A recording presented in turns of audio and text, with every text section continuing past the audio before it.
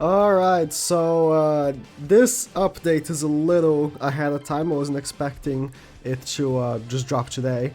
But we're getting the KOF club tomorrow on Global. Usually, of course, updates are on Tuesday morning my time or Monday night, most of y'all time. But, you know, today it's dropping, right? Tonight? Tonight for America? No, it is tomorrow, 1 a.m. for America. So it is technically nighttime for America, and it will be morning time for me. Yeah. So usual, it's just a day earlier. And the KOF collab, all the stuff. One thing though, right? They put this right here. So new heroes available. Halloween, Holy Night Golfer is here too. And for what I'm concerned, they don't specify if he's on the banner. They just said he's here. Like, they just said he's here. But I saw some people on Twitter say that in the Spanish one, yeah, let's anuncios. In the Spanish one, they do say it. So let's go there. Let me take a look at the Spanish one.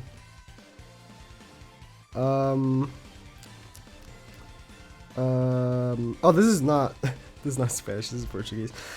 Wait, it did say, okay. It did say, oh, I clicked the wrong tab. Okay. So here's the thing, right? On the English one, I don't know if they forgot, but Golfer is not here, right? And it says right at the bottom, can be acquired through the 700 cents KOF pickup draw. Here in the Portuguese one, Golfer is here in the thing, and it says that they all can be acquired through the draw. Let me take a look at the French one. Yeah, the French one also said it. I guess the English one just forgot. How is the Portuguese one better than the English one? Okay. So, yeah, Golfer should be on the banner, which means this is the best value banner you can ask for. I'm telling you, you can go back and check so many of my videos. I don't recommend summoning every banner. I always say skip this banner, not worth it, the value's not here. If Golfer is really in this banner, the value is here. This is an absolute must summon banner. Because Golfer just released in GP, he's the newest character in GP. And he is a god tier unit. Like, this passive is one of the best passives in the game. Increases all allies decorated stats by 7% every turn if all allies are different races. Max to 35%. You know how easy it is to do this? It's really easy to have 3 characters of different races. It's so easy. He counts as unidentified. Almost no one is unidentified. So it's so easy to proc his passive. So and he has rank up. One of the best cards in the game. This guy is insane. And then you have Rugal, one of my favorite units in the game. And then you have Kyo, one of the best units in the game. Which I just made a video using his attack and crit damage war gear. He just popped off crazy. This guy has the best passive in the game. Or him. Either or is the best passive in the game. At the start of every turn, applies 2 ignites to all enemies for 3 turns. For each ignite on enemy, reduces the damage of that enemy by 5%. So he can apply a max to 6 ignites, because, you know, the ignites can last for 3 turns, and then at the 3 turn mark, they're gonna start disappearing, but new ones start proccing, so if you can consistently have 6 ignites on all the enemies, they're gonna be doing 30% less damage to you, all the time. Like, it's the best passive in the game. I mean, you're doing 60% more damage to them, and he, like, does more damage per debuff and more damage per ignite. He's crazy. He's really good. And then you have Rugal, which literally has a passive worthy of the wand. If he survives below 50, which is like almost every PvP match, honestly, he removes all debuffs, fully heals, and increase stats by 15% once. It's the best passive in the game, if not this one. Either or, I would say it's the best passive in the game. Because it's just so crazy. The enemy is just scared of attacking you, because he knows if he makes you drop below 50, you'll be a god. And it's exactly what happens. He just becomes a god. He cannot take damage, because if he takes damage, he just fully heals. one level 1 card of Triple Pierce fully heals him. He doesn't even need Lilia. He just fully heals by himself. He does so much damage. It's just too good. Too good. So this banner has these 3, I would consider God tier units. These 3. Plus the 2 others, which are good. The Mai and the Athena are good. They're not bad. Like Mai, bring her up. And also bring up Athena. Mai is honestly really good. Charm of the Adult, I did not know this name with her passive. When the hero's cards rank up, she increases her basic stats by 50% for 2 turns, which is really good. It's 3 buffs just like, you know, Arthur's level 1 or 2. And then she has a Deplete Ultimate Gauge card, which is really good. And Amplify. So the thing pretty much combines with the Amplify to do more damage. It's just in AoE. It's not like an Amplify like Ascanor is an AoE Amplify, but it's really good. Like, she's a really good damaging unit. Athena, like, her cards are okay, but the passive is really good. When you kill someone, you take off 2 ultimate gauge from all their units. Really good. It's really useful. Like, I face Athenas quite often actually on JP, and whenever someone dies and I lose ultimate gauge, I'm like, whoa, what happened here? Yeah, it's really good. It's really good. Although, these 3 are the main prize, and I would say, if Gopher really is in this banner, I do recommend summoning. I will be doing maybe 2 rotations, because it's a 600 rotation, right? At the 600 mark, did I say something here? No, but if it is like JP, which should be, at the 600 mark, you can pick which one you want. And I would recommend, if you have the option to pick, I recommend picking Kyo, because he's probably the best, and he's really good in PvE and everything, but Rugal is my favorite of the bunch. Also coming, of course, Final Boss Rugal, which is a pretty fun activity. I'll say out of all the final bosses, he isn't one of my favorites, but Final Boss is Final Boss. I do like it. You get like a few cautions for him. You get, you know, the regular rewards for Final Boss. You get anvils, hammers, all that nice good stuff. This event. Oh boy, okay, so let me give you a tip, because I wasn't able to finish this event because I didn't have time to. This event is long. It's not hard, but it's long. There's so many stages. If you want to get all the rewards, start doing it day 1, because it will take a long time to finish. I didn't know it was so long. I only realized when I was like, okay, I have no time to do this anymore. But it has really good rewards, like a lot of I mean, on JP they gave Super Awakening coins, and are they dropping Super Awakening? No.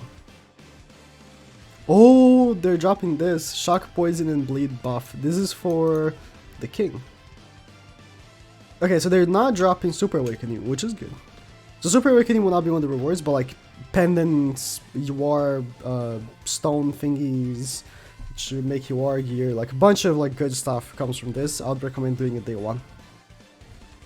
Or start doing it day 1. Hawk Pass is a costume for Mai. New being sold? Oh yeah, you can exchange, or at least on JP you could exchange coins. Like if you get 3 Athenas, you can exchange 3 Athenas for like a Kyo or something. Hopefully they are allowing to do this in this as well. But yeah, in general, this is a banner I would recommend summoning on. It's just, even if you don't know the characters, I don't know who these are. I have no idea who these characters are. I've never played KOF, and I don't think I'll ever will. But they are just good. Like, that's honestly, unless you only summon for characters you like I don't know, you only summon for like Zaldris and Starossa, because these are the characters you like. Okay, I get it. You can skip as you. Oh yeah, you can select 600, which is you know, 600 gems.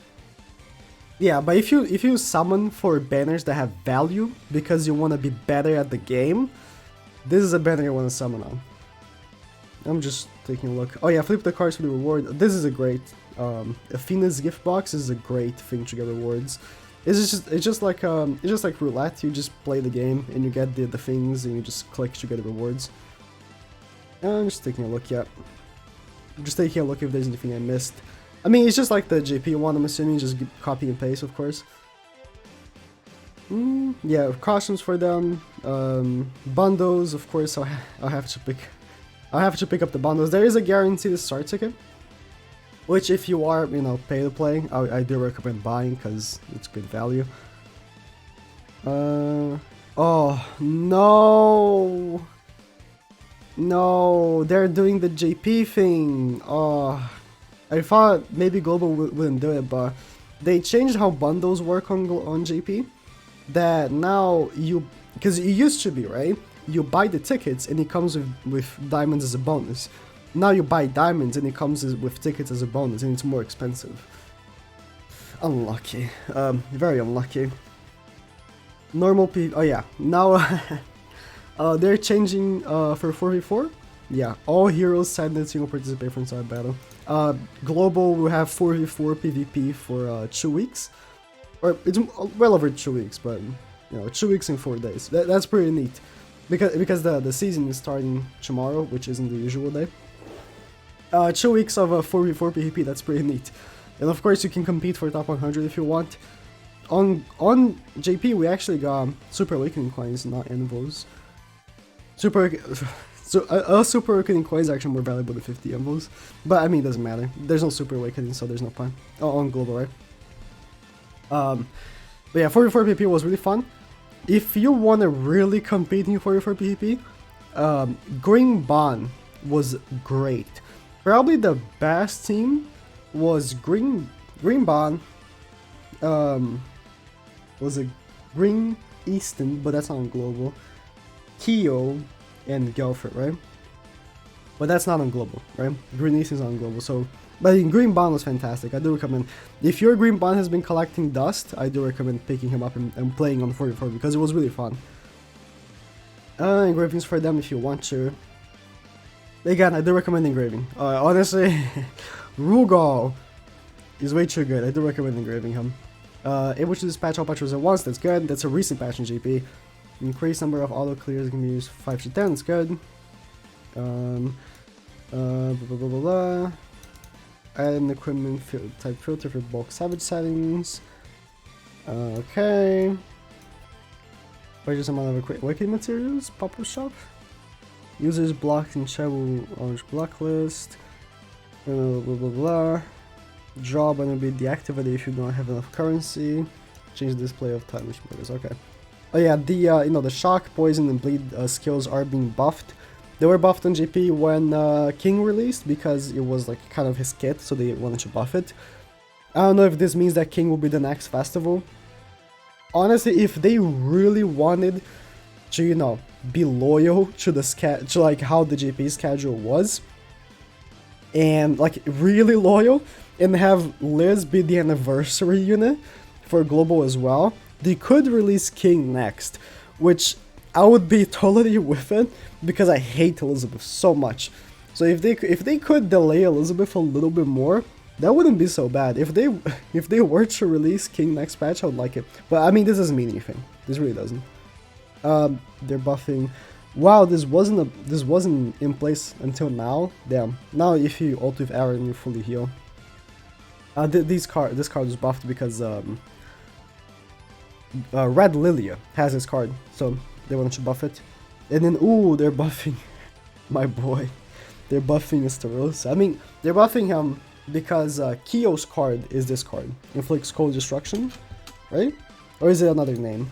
Yeah, it's cold destruction. So they buffed it to be matching Keo. And now they're fixing Blue Gopher. Did you know that Blue Gopher had awful resistance for no reason? Yeah, he did. For no reason. They're fixing him. And buffing stats for Gophers a little bit. No, don't care. Alright, that's it. KOF comes tomorrow. Be ready. Again. Summon. Take screenshots and send it to me on Twitter. I know at least 3 of you will get all 4 in the first multi and want to flex. So, yeah, do that.